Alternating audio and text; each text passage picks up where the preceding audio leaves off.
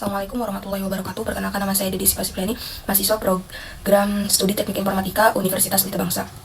Pada kesempatan ini saya akan mempresentasikan proyek Big Data Analisis Pendidikan Indonesia. Proyek ini bertujuan untuk menganalisis kondisi pendidikan di Indonesia dengan mengintegrasi data resmi dari pemerintah dan opini publik dari media sosial.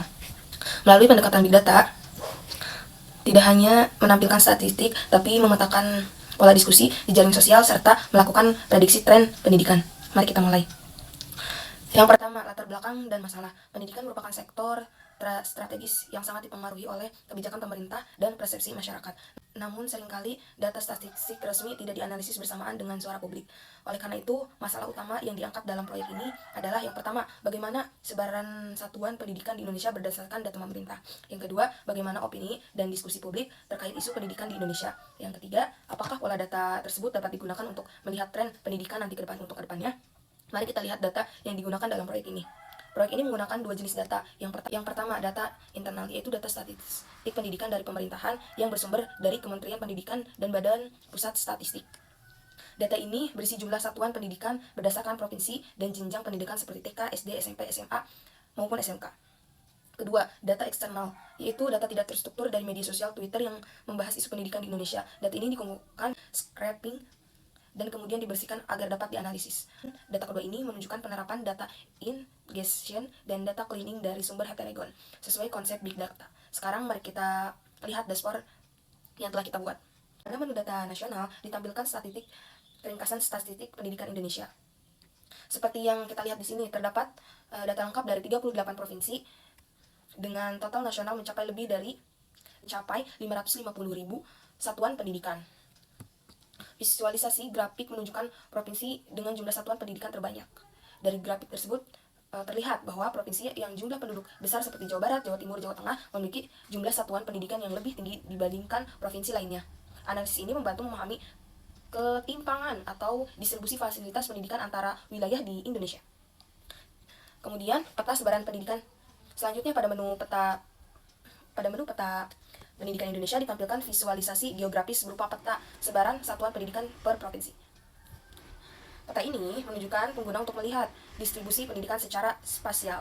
Warna yang lebih gelap menunjukkan jumlah satuan pendidikan yang lebih besar. Dari data ini kita dapat melihat dengan jelas bahwa konsentrasi fasilitas pendidikan masih berpusat di wilayah Jawa saja. Visualisasi peta ini sangat penting untuk mendukung pengambilan keputusan berbasis wilayah, terutama dalam merancangan kebijakan pendidikan nasional yang lebih merata. Demikian presentasi Big Data yang saya sampaikan, kemudian akan dilanjut oleh partner saya yaitu Nadia Permata Putri. Sekian, wassalamualaikum warahmatullahi wabarakatuh. Baik, selanjutnya saya akan menjelaskan opini publik pada media sosial. Nah, pada tampilan ini ditunjukkan hasil analisis data Twitter terkait isu pendidikan di Indonesia. Nah, dashboard ini menampilkan jumlah dan tren percakapan masyarakat. Peningkatan aktivitas percakapan biasanya dipicu oleh isu kebijakan pendidikan berupa kurikulum atau peristiwa tertentu di dunia pendidikan.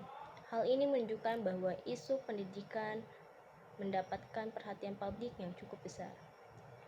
Nah, pada bagian ini menampilkan analisis jejaring sosial dari percakapan pendidikan di media sosial. Nah, node memperhatikan kata kunci atau akun, sedangkan garis menunjukkan hubungan antara topik dan diskusi. Visualisasi ini membantu melihat keterkaitan antara isu pendidikan serta fokus utama pembahasan publik.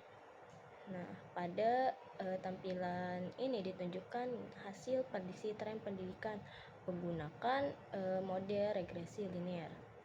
Nah, pada grafik membandingkan data aktual dengan hasil prediksi.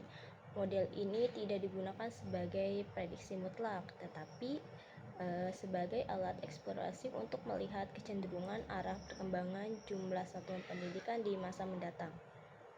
Nah, baik, pada kesimpulannya dari dashboard ini menunjukkan bahwa integritas data pemerintahan dan media sosial dapat memberikan gambaran yang lebih kompleks mengenai kondisi pendidikan di Indonesia. Visualisasi interaktif, analisis jaring sosial, serta model prediktif dapat mendukung proses analisis dan pengambilan keputusan berbasis data di bidang pendidikan. Demikian presentasi proyek data analisis pendidikan Indonesia. Terima kasih atas perhatiannya. Wassalamualaikum warahmatullahi wabarakatuh.